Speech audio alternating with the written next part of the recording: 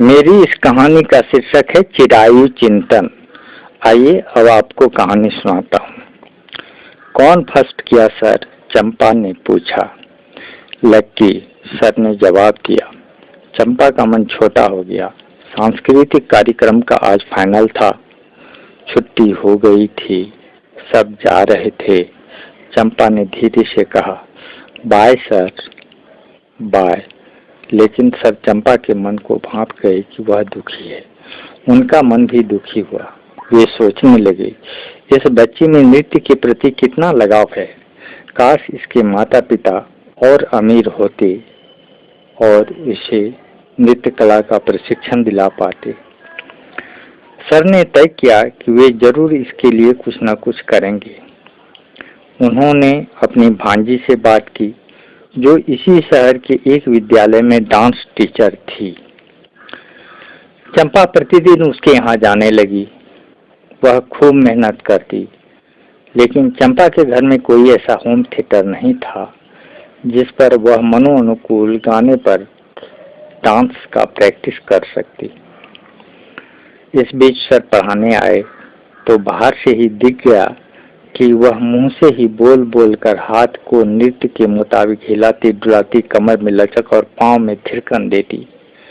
वह डांस करने में इतनी तल्लीन थी कि उसे पता ही नहीं चला कि सर कब से उसे देख रहे हैं।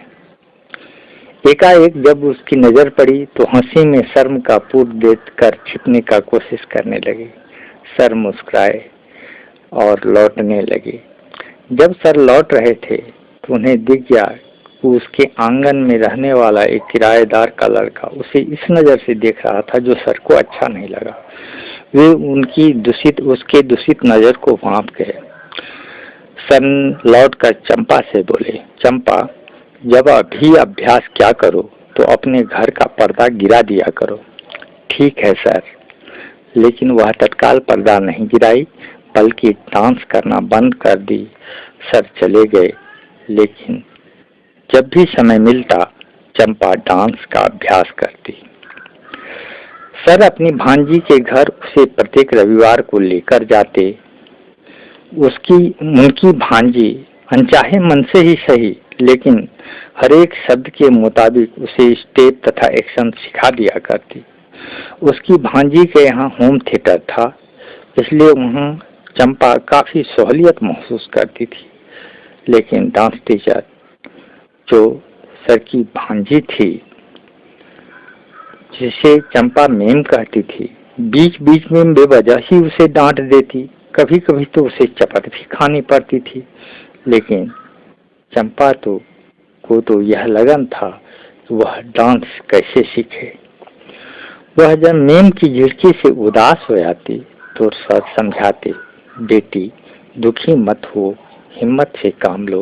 इस दुनिया में कुछ पाने के लिए कुछ खोना पड़ता है। और जानती हो, सोना आग में जितना तपता है उतना ही उसमें निखार आता है। सर की बात उसके दिल को हिम्मत और शांति देती। वह सब भूल जाती। उसे लगता कि एक पिता अपनी पुत्री को दुलार कर रहे हों।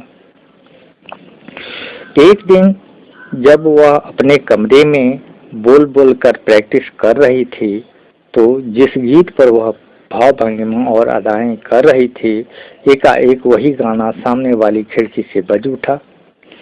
उसने बाहर झांक कर देखा तो वही किराएदार का लड़का अपने मोबाइल से वही गाना बजा दिया था जिसे वह गा गा कर नाचती थी। उसे बहुत गुस्सा आया। वह चुपचाप डांस करना बंद कर कमरे से बाहर निकल गई, सहेली के यहाँ चली गई। उसके मन में आया कि यह हरकत अपनी माँ से कहे, किंतु डरती थी कि माँ साफ मना कर देगी कि यह डांस वांस नहीं करना है। वह तो डांस छोड़ना नहीं चाहती थी। उसने बोल बोल कर अभ्यास करना भी बंद कर दिया। एक दिन जब सर ने रास्ते में उसे टोका कि चंपा, आजकल तुम उदास सी रहती हो। मैं तो तुम्हें हमेशा हंसते मुस्कुराते और खेलते देखना चाहता हूँ। वैसे तुम्हारी पढ़ाई में कोई कमी तो मुझे नहीं दिख रहा, लेकिन बात क्या है? चंपा की हिम्मत बढ़ी और उसने वो सारी बातें सर को बताई और बताया कि जो गीत वह गुनगुनाती है वही गीत वह कैसे मोबाइल से बजाता है सर। ठीक है बेटी, इसकी चिंता नहीं करना है। तुम यह सोचकर अभ्यास क्या करो कि हाथी चले बाजार और कुत्ते भूखे हजार। सरस्वती माँ की कृपा उसी पर होती है जो लगनशील और सच्चा इंसान होता है।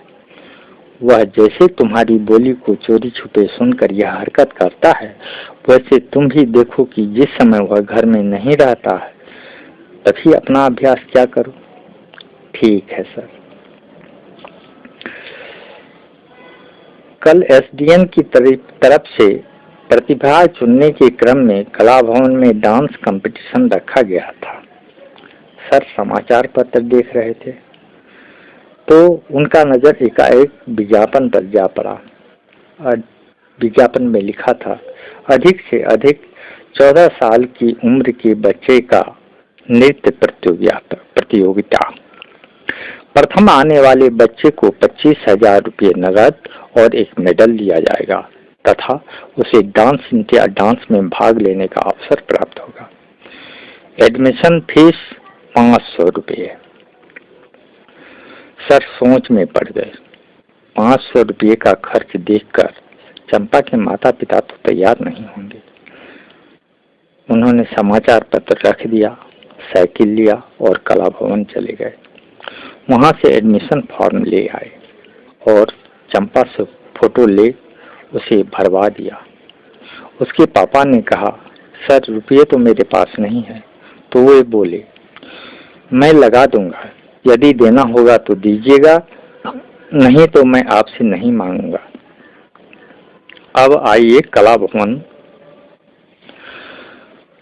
कला भवन का हाल दर्शकों से खचाखच भरा हुआ था। डांस प्रोग्राम शुरू हुआ।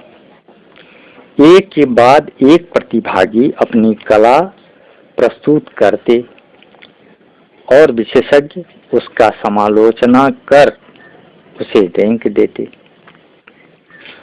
अब उद्घोषक ने घोषणा की कि अब जो बच्ची आ रही है उसका नाम सुनकर ही आप खुशबू से महक जाएंगे, क्योंकि उसका नाम है चंपा कुमारी। वह हमारे समाज की बच्ची है और उसने बजाता नृत्य की शिक्षा नहीं ली है, बल्कि खुद के प्रयास से किया है। तो अब आप चंपा के नृत्य तथा सरस्वती माँ की करिश्मा को परखें। हॉल में सभी तालियां बजाए। फिर हॉल शांत हो गया, लेकिन सर का दिल जोर जोर से धड़क रहा था। चंपा सबसे पहले स्टेज पर आई और जिस अदा से खड़ी हुई कि लगा कि नृत्य में पूरी व्यायाम का प्रैक्टिस के बाद ही यह प्रस्तुति हुई है। धीरे धीरे संगीत का बजना शुरू हुआ और चंपा उस पर थिरकना आरंभ कर दी। शुरुआत तो ऐसी थी कि लगा जैसे शीत के मौसम में धीरे धीरे लाल सुनहला सूरज निकल रहा हो। नृत्य का मध्य ऐसा कि पहाड़ से झरने का गिरना और अंत ऐसा कि जैसे बांध के बीच फंसा हुआ अपार जल बांध तोड़कर बह चला हो। लोगों की तालियों की गड़गड़ाहट थम ही नहीं रही थी और तीनों विशेषज्ञ खड़े हो गए। दर्शक भी साथ साथ खड़े थे, अपनी अपनी जगह से लगातार तालियां बजा रहे थे। सर को लग रहा था कि वे जैसे चांद का सैर कर रहे हों। अब अंत हुआ। सबों को रिजल्ट का इंतजार था। घोषणा हुई कि तृतीय नंबर पर श्रेया घोष, उन्हें 5,000 रुपये नगद और एक मेडल दिया जाता है। सबों ने तालियां बजाई। श्रेया घोष आई और अपना चेक और मेडल ले दर्शकों का अभिवादन कर चला गया। द्वितीय नंबर पर निक्की कुमारी, जिन्हें 10,000 रुपये और एक कप दिया गया। और अब जो प्रथम की हैं उन्हें डांस इंडिया डांस में भाग लेने का अवसर मिलेगा। वह है चंपा कुमारी। उन्हें 25,000 रुपये नगद और एक शील्ड दिया जाएगा। चंपा स्टेज पर आई। उसने चेक तथा शील्ड प्राप्त किया, दर्शकों को दिखाते हुए अभिवादन किया और दर्शकों को प्रणाम कर स्टेज से नीचे उतर गई। वह दर्शकों के बीच से निकलकर अपने माता पिता के पास मिलने जा रही थी। सर भी लपक कर वहां पहुंचना चाहते थे कि एकाएक सर का नजर उसी लड़के पर पड़ा जो गाना बजाता था। चंपा उससे कह रही थी कि यह मोबाइल से जो आपने गाना सुनाकर मुझे प्रैक्टिस करने का अवसर दिया है, उसी का रिजल्ट है। इसलिए इस शील्ड का हकदार आप हैं। उसने शील्ड उस लड़के की तरफ बढ़ाना चाहा। सर यह देख ठिठक गए। चंपा के पिता कह रहे थे, हम दोनों पति पत्नी रिक्शा से घर चलते हैं, तुम विक्की की मोटरसाइकिल से आ जाओ। विक्की वही लड़का था। विक्की हाथ में शील्ड ले चंपा के साथ मोटरसाइकिल की ओर निकला तो चंपा की नजर एकाएक सर पर पड़ गई। वह झट भीड़ का सहारा ले अपने आप को छिपा लेने की कोशिश की। फिर नजर बचाते हुए विक्की से बोली, चलिए जल्दी यहाँ से। दोनों मोटरसाइकिल पर सवार हो घर की ओर निकल गए।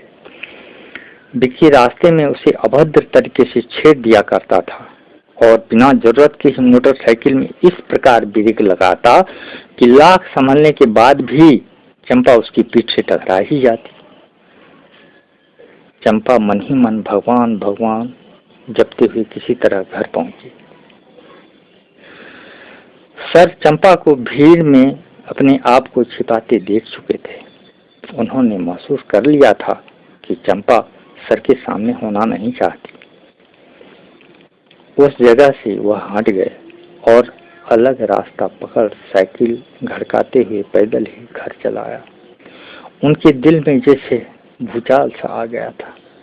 उन्हें लग रहा था कि वह बहुमूल्य हीरा जो उन्हें मिला था, जिसे तराश कर वे सबसे बहुमूल्य बनाना चाहते थे, खो गया है।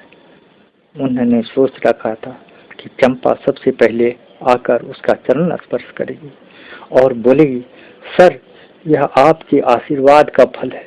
पर वैसा नहीं हुआ। सर पैदल ही घर की ओर चल पड़े। वे घर पहुंचे, थके हारे साइकिल एक किनारे लगाकर किसी तरह बिछौन पर जाकर लेट गए। दिन में भी खाना नहीं खाया था। अभी भी उनका मन खाने का नहीं हुआ। उन्हें नींद नहीं आ रही थी। वे बेचैनी सा महसूस कर रहे थे। पत्नी के मरने के बाद डॉक्टर के सुझाव पर वह नींद की गोली खाकर रोज सोया करते थे, पर आज जैसे दवाई भी बेअसर हो गई थी।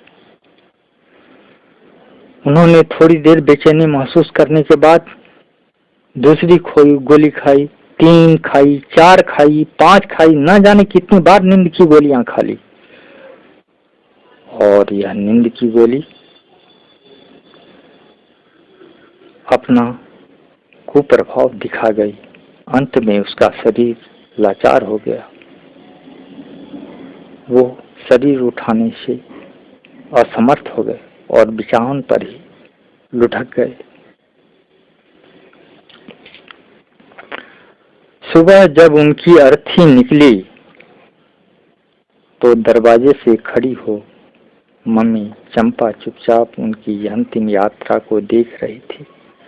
उनके मन में हो रहा था कि वह दौड़ कर जाए और अर्थी से लिपट कर फूट फूट कर रोए, पर वह अपने हृदय के ज्वार भाटा को दबाए हुई थी। उसकी मम्मी बोली, बड़ा अच्छा आदमी था बेचारा।